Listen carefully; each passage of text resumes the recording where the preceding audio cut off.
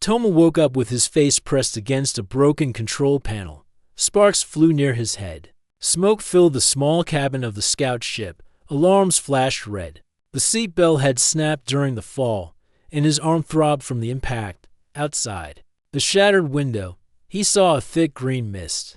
Giant trees with red leaves rose into the sky like tall pillars. Strange sounds echoed from the distant steep, rumbling noises that didn't sound mechanical or human. Tomo unbuckled himself and crawled out of the wreck. His legs felt weak, but he stood. His ship was half buried in dirt and vines. He looked around. No sign of other humans, no rescue signal. Just the endless jungle of an unknown planet. This is not Earth, Tomo whispered. His mission was supposed to be simple. He was sent to check communication relays on Varela, a small jungle planet with one human colony. But now he was alone, stranded, and surrounded by strange sounds.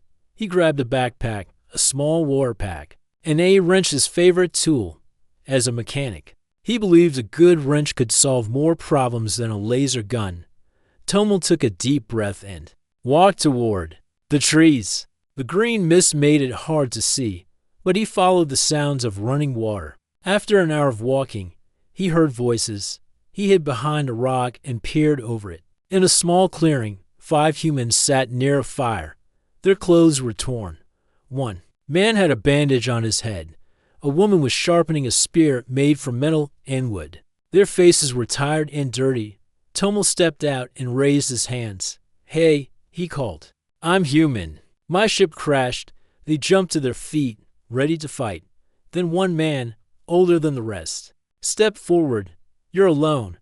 The man asked. "Yes," Tomo said. "Name's Tomo. I was on a scout run. The ship went down 2 hours ago." The man nodded. "I'm Brent. This is all that's left of Outpost 6. Tomo sat with them by the fire and listened as they explained. The colony was attacked 2 nights ago. Huge creatures came from the jungle, roaring louder than thunder. They tore down the walls, destroyed machines, and chased people into the trees. Many didn't survive. Only a few made it here, into a hidden cave deep in the jungle. They don't come during the day, Brent said, but at night they hunt. We call them beasts." Tomo frowned. "What do they look like?" "They're tall," said a girl near the fire. "Black armor, glowing red eyes, and long arms like tree branches." She had dark hair tied back and wore a cracked wrist scanner. Her voice was calm, but her eyes were sharp.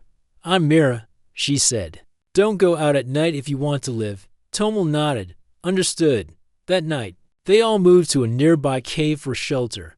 The cave was deep and cool, hidden behind thick vines. Inside, old supplies were stacked in the corners, blankets, food packs, and power cells dot. As the sun set, the jungle changed. The air became colder. The green mist turned darker. Loud growls echoed from the trees. Everyone stayed silent. Tomo sat near the entrance, holding his wrench tight. Mira sat beside him. "You really fought one of them?" he asked. "No," Mira said. "You don't fight them, you run."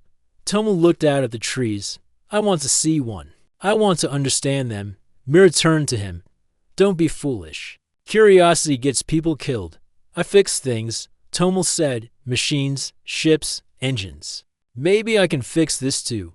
Mira gave him a small look, half warning, half surprise. "They don't break like machines." Suddenly, a deep roar shook the cave walls. Everyone froze. A heavy thud landed outside, then another, and another. Tomo could feel the ground shake with each step. Brent whispered, "It's near." They all sat still. Even breathing felt loud. The fire was out, total darkness. Only the sound of heavy footsteps and slow breathing outside. Tomo's heart pounded. The creature stopped just outside the cave. It sniffed the air. Then it let out a low growl and moved on. No one spoke for a long time. When the jungle was quiet again, Tomo looked at Mira. "You said they don't come during the day." She nodded. "Not yet, but they're getting bolder." Tomo lay down on a thin blanket. Sleep was hard. Every crack or snap made his eyes open wide. The memory of the roar kept playing in his mind. He had seen many machines, many strange things in space, but this was different. The beasts were not machines. They were alive, wild, dangerous, but something inside him wanted to see one. Not from fear, from a strange sense of purpose. The next morning, Tomo woke early. He stepped out of the cave with his wrench in hand. The jungle was wet from dew, and the mist was lighter. Bird-like creatures flew overhead, making soft calls. Mira followed him. Going somewhere? She asked, just looking around. You're going to get yourself killed, she said. Maybe, Tomo smiled. Or maybe I'll find something useful. Mira sighed and handed him a metal knife. At least take this. He took it. Thanks. Come back before the sun sets, she said. Tomo nodded and walked into the trees. Deep inside, he didn't just want to survive. He wanted to know what these beasts were, why they attacked, and maybe, just maybe, he could do more than run. Maybe he could stand. The jungle of Varela was alive with sound as Tomo stepped through the red-leaf trees. Every branch seemed to whisper. Birds with silver wings glided above him. Small lizard-like creatures ran over roots, leaving tiny claw marks behind. The air smelled of wet soil and strange flowers. Tomo held his wrench in one hand and the knife Mira gave him in the other. He had no plan, only a strong feeling that he needed to see what was out here. He wanted answers. Behind him, two men from the cave followed. Their names were Aaron and Daryl. Brent had sent them to look for food and water. They carried simple spears and small bags. We shouldn't be this far, Aaron said nervously. Glancing at the trees, the beasts, they don't hunt during the day, Tomo replied. You said that yourself. Aaron shook his head. The sun doesn't stop them if they're hungry. Tomo ignored him. He saw something shiny on the ground, half buried under vines. He bent down and pulled it out. It was a broken piece of metal, shaped like a claw.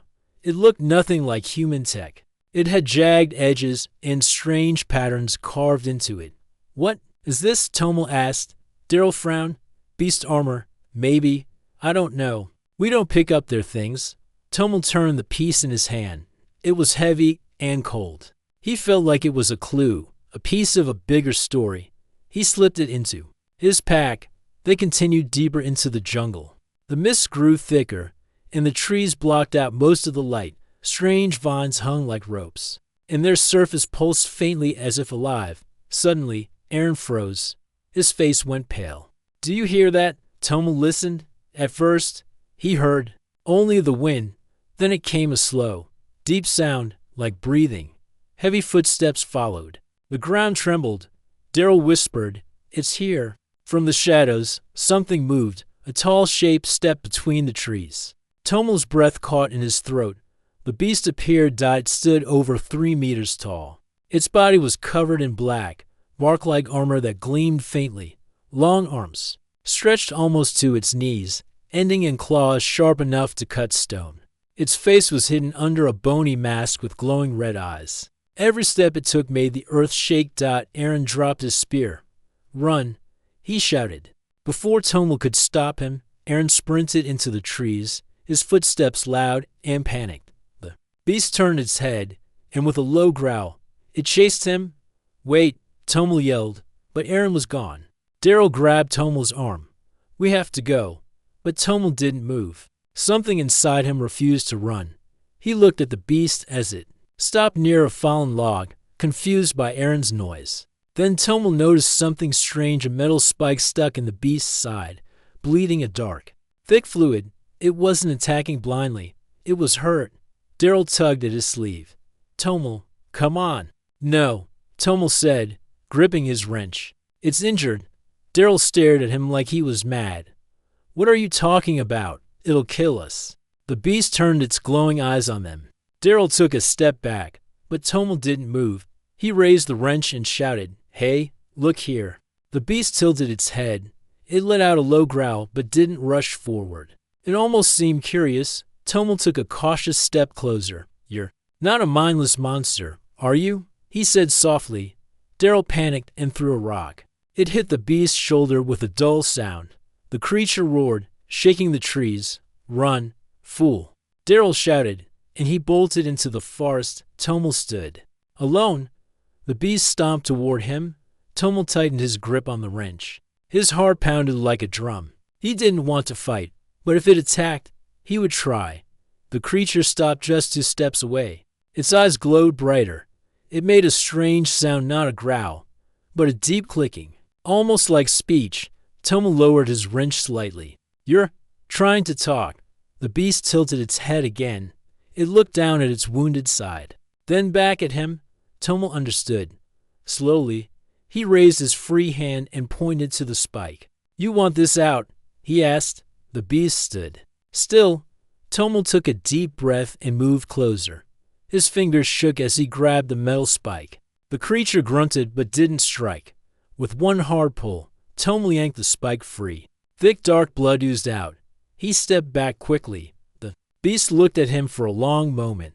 Then, without another sound, it turned and vanished into the trees. Moving silently despite its size, Tomo stood frozen, his chest rising and falling fast. He had just touched the beast stand lived. When he returned to the cave hours later, Mira was waiting at the entrance. "You're alive," she said, surprised. "Where's Aaron and Daryl?" "Daryl came back early," Tomo said. "Aaron ran. I don't know where he went." Mira frowned. "And you? What did you see?"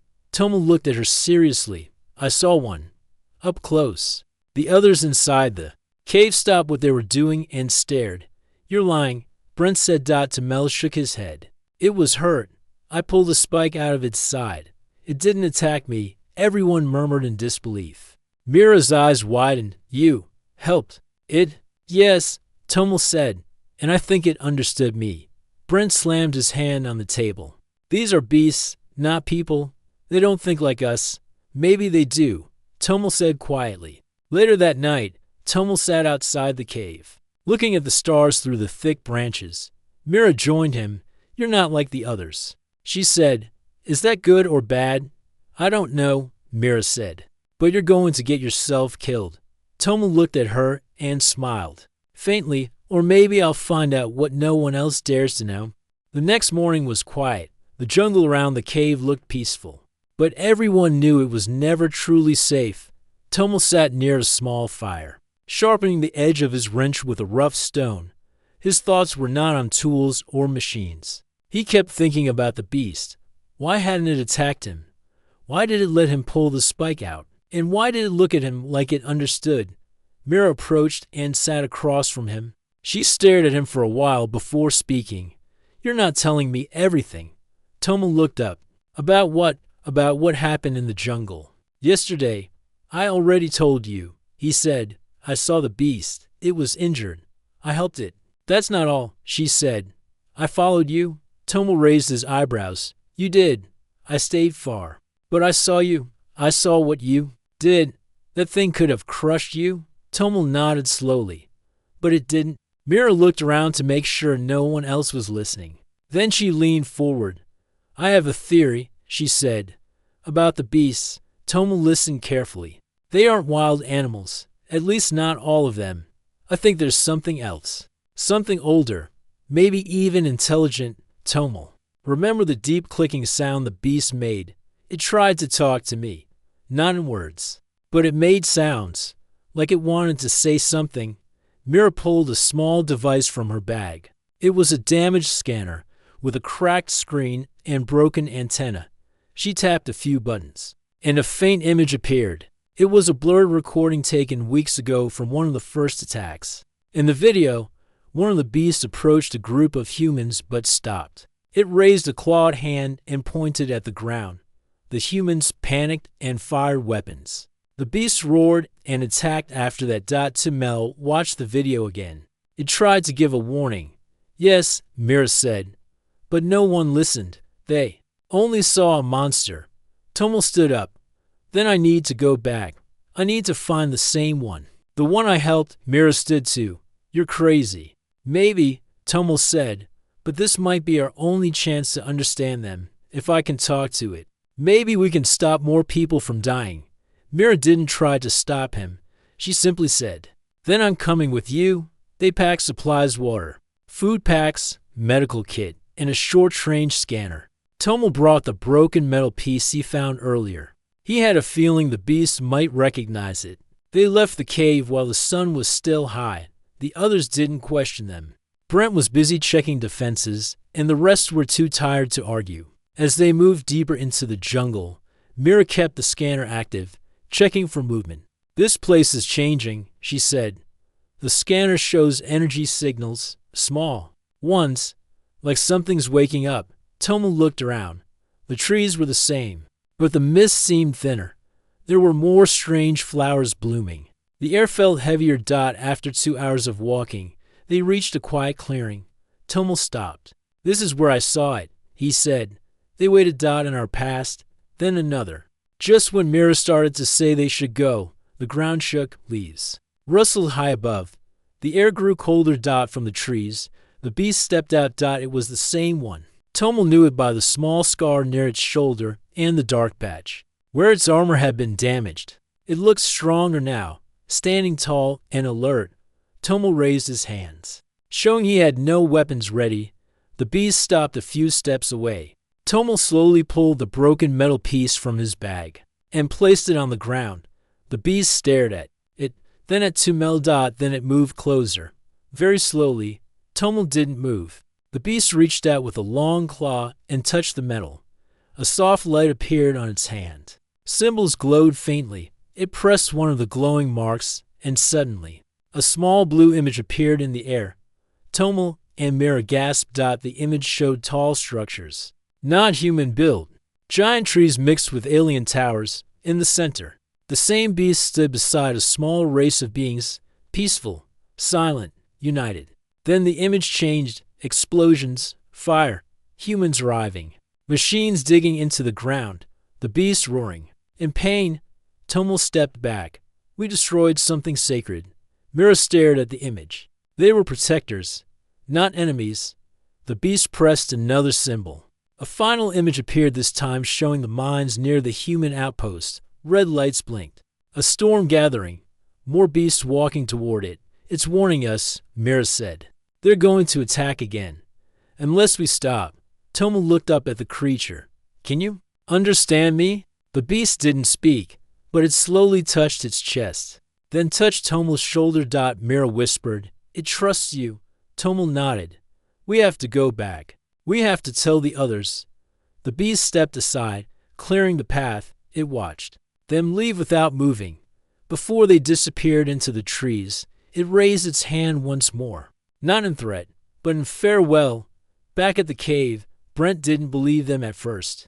"You're saying the beasts are peaceful? That they're only attacking because we started mining?" He said. "They showed us everything." Mira said, "They tried to stop us. We didn't listen." Tomo stepped forward. "But now we can. We still have time." Brent was silent for a while. Finally, he said, "The mining team is still active. I'll try to send a message. If they stop, maybe the beast will too." That night, Tomo sat outside again. Mira joined him. "You did something no one else could," she said. "I just listened," Tomo replied. Mira smiled. "That's more than most ever do." In the trees, far beyond their sight, the beast watched from the shadows, silent, waiting. The air was tense in the cave. Since Tomo and Mira returned, no one felt safe. Some believed them. Some still thought the beasts were monsters. But everyone agreed on one thing: the mining had to stop. Brent tried to contact the mining team, but the long-range communicator was damaged. The signal only reached halfway. There was no reply. The mining site was far past the cliffs, near a large river. If help didn't arrive, the miners would be in danger. "We have to go there ourselves," Tomo said. Brent looked at him. "It's too risky. They won't survive if we don't warn them," Tomo replied. Mira stood beside him. "We know the path. We'll go together." Brent nodded slowly. "Take what you need. Move fast." Tomo and Mira packed supplies and weapons. Daryl, who once ran from the beast, now stepped forward and offered to join them. "I was scared before," he said, "but I want to help now." By afternoon, the three of them left the cave and began the journey toward the mining site. The jungle was thick, but the path was familiar now. Birds flew overhead, insects buzzed loudly. The sun burned hot, but clouds were gathering. After 3 hours of travel, They reached a hill and saw the mining village below. The outpost had metal walls, storage buildings, and small transport ships parked outside. People moved about, working. Near the deep mines, machines drilled into the ground. The noise echoed through the trees. They have no idea what's coming, Mira said. Tomel spotted a guard post and waved his arms. A guard aimed his rifle, but lowered it when he saw their faces. They were led inside quickly. A man named Halden, the mining leader, met them near the main building. "We've had no contact from the colony," he said. "Why are you three here?" Tomel explained everything: the beast attacks, the warning, the ancient images, and the reason for their anger. Halden shook his head. "That's just fear talking. We've had minor problems, but nothing serious." Mira stepped forward. "They're coming. Today or tonight. You have to stop digging." Halden looked at his workers. "We can't stop now. We're close to a rich mineral deposit. If we stop, we lose weeks of work." Tomel clenched his fists. "If you keep going, you may lose people." Just then, the sky turned dark. Wind picked up. Leaves flew across the ground. The jungle roared like it was alive. The ground trembled. Tomel ran. Outside, from the edge of the trees, dark figures appeared. Tall, strong, armored. Dozens of them. "The beasts were here. Sound the alarm," Halden shouted. Sirens wailed across the camp. Workers ran for shelter. Guards aimed rifles. The front gate slammed shut. The beasts did not stop. They walked in silence, their eyes glowing red in the fading light. Tomel grabbed a communicator. "They're not here to destroy. They want the digging to stop." No one listened. The first shot came from the camp. A soldier panicked and fired at the nearest beast. The bullet bounced off its armor. The beast roared. The others charged. Chaos exploded. Beasts slammed into the metal walls. Guards shouted. Weapons fired again and again. But they were not strong enough. Beasts knocked over buildings. Machines caught fire. Sparks flew through the air. Tomel ran through the smoke, searching for Mira. He found her near the main building, helping a wounded guard. "We need to do something," she yelled. Mel spotted the same beast he had helped before.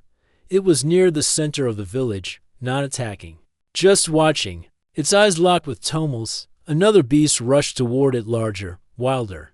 It raised its claws to strike. Tomel didn't think. He ran forward, raised his wrench, and threw it with all his strength. The wrench hit the wild beast's face. It growled and turned toward Tomel. The friendly beast struck it in the back, sending it crashing into a burning machine. The two creatures growled at each other. The friendly one stood in front of Tomel, protecting him. Mira ran to Tomel's side. "You just punched a beast," she said, half shocked, half amazed. "With a wrench," Tomel replied. Breathing hard, the friendly beast touched its arm. A glowing panel appeared. It raised it high, and a sound rang out, a deep hum that echoed through the village. The attacking beasts stopped. One by one, they backed away, turning toward the trees. The roar of the jungle faded. In the silence, the fires crackled, and people stared. Tomel looked up at the beast. "You stopped them." The beast looked down, its red eyes softer now. It raised its hand and made the same sign as before, a touch to its chest, then toward Tomel. Halden stepped out of the wreckage. He was dirty, bruised, and stunned. "What just happened?" Tomel faced him. "They didn't want to kill. They wanted us to stop." Halden said nothing. Mira stepped forward. "You have to stop the digging. All of it, or next time, we won't be so lucky." Halden nodded slowly. The friendly beast gave them one last look, then disappeared into the jungle. The others followed. By morning, the fires were out. The village was quiet. Machines were shut down. People repaired what they could, but no one spoke of war. They spoke of warning, of mercy. Tomel sat near the wreckage of the gate, watching the farce. Mira joined him.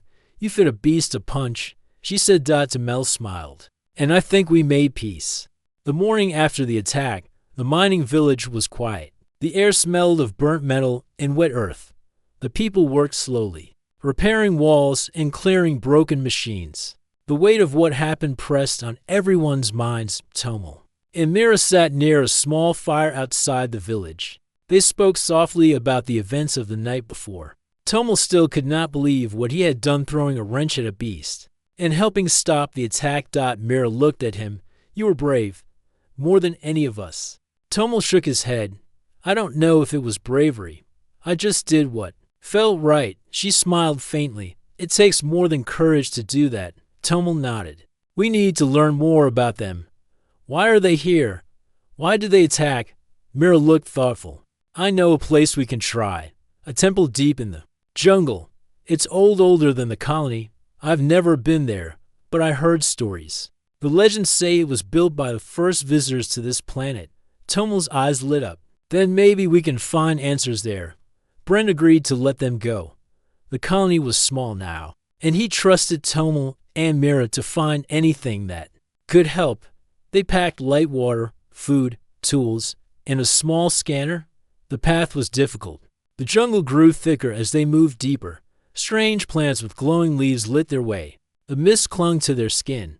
The sounds of distant animals echoed around them. After several hours, they reached the temple. It was covered in vines and moss. Its stones cracked but still standing tall. Strange symbols were carved into the walls, symbols that looked like trees, claws, and strange faces. Tomel ran his fingers over the carvings.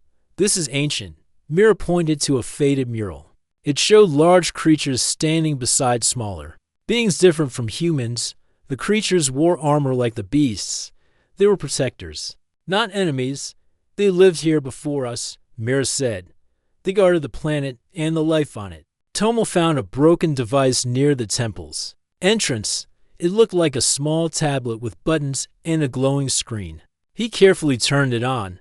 The screen flickered, then showed images, moving pictures of the beasts walking peacefully with the smaller beings, watching over the land.